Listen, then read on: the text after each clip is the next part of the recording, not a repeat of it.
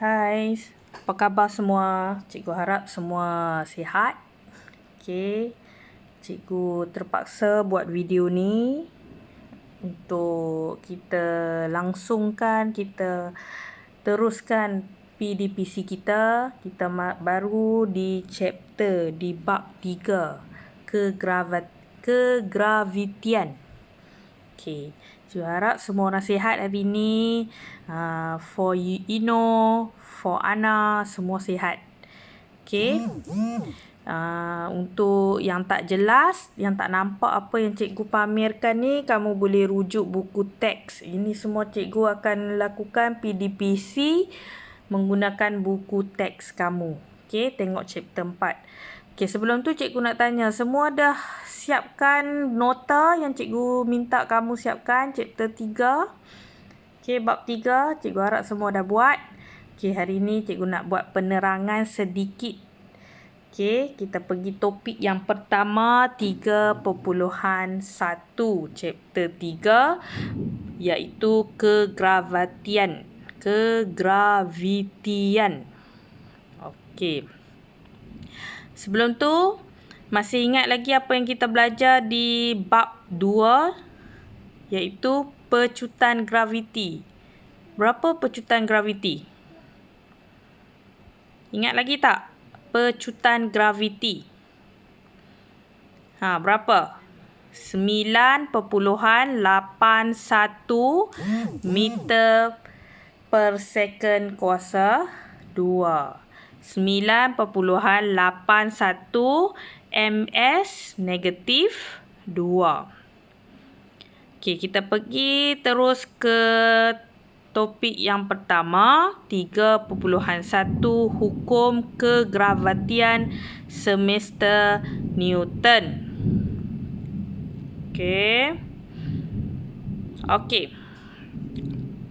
Ini yang cikgu nak tekankan di sini. Okey, kamu tahu, kamu dah belajar pecutan graviti ialah 9.81 meter per second negatif 2. Okey. Kenapa ada pecutan graviti? Macam mana kamu dapat pecutan graviti tu? Okey. Bila ada daya graviti. Okey. Daya graviti juga dikenali sebagai daya semesta. Okey, daya graviti juga dikenali sebagai daya semesta.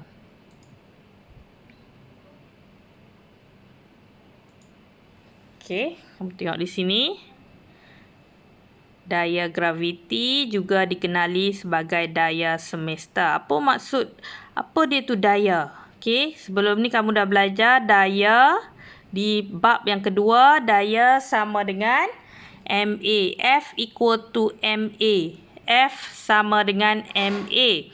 Bila kita kaitkan dengan graviti, F sama dengan mg. Okey, sekarang ni kita nak kaitkan dengan pecutan graviti. So, kita akan tengok kepada daya graviti. Daya graviti dikenali sebagai daya semesta. So, daya graviti ini bertindak antara mana-mana dua jasad di alam semesta. Dekat alam kita, dekat dunia di bumi kita ni, ada daya graviti yang bertindak antara dua jasad. Apa maksud jasad ni? Jasad adalah dua badan. Okey. Tengok contoh yang dia bagi. Matahari dan bumi ada daya graviti. Okey, antara matahari dan bumi ada daya graviti. Antara matahari dan bulan ada daya graviti. Begitu juga dengan bumi dan bulan ada daya graviti. Okey. Kalau kamu terlupa tentang pecutan graviti, kamu boleh rujuk. Ini bahagian EduWeb TV. Kamu scan, kamu boleh tengok sedikit penerangan tentang bab 2 pecutan graviti. Okey. So, sekarang ni kamu dah faham daya graviti adalah daya semesta. Juga dikenali sebagai daya semesta, di mana daya yang bertindak antara dua jasad, dua badan. Okey. Kalau contoh cikgu bagi siapa? Mincong dengan Edwin. Ada dua jasad, dua badan. So, ada daya graviti. Bila ada dua jasad, mesti ada daya graviti. Okay, tak semestinya kita tengok pada matahari, bumi, bulan saja. Antara orang, antara objek pun boleh dikira ada daya graviti. Okey, siapa yang jumpa? Siapa yang telah mengkaji tentang daya graviti ni? Ini Isaac Newton. Okey, Isaac Newton. Isaac Newton menyatakan daya graviti berkadar terus dengan hasil darab jisim dua jasad. Okey, berkadar terus dengan dua jisim antara jasad.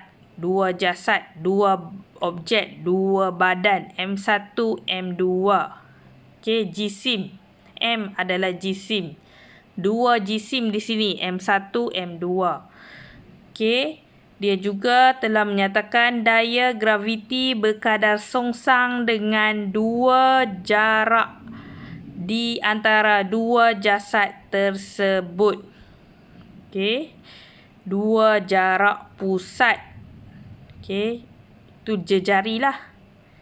Okey, kalau dalam bentuk bulatan, jarak dia dalam jejari.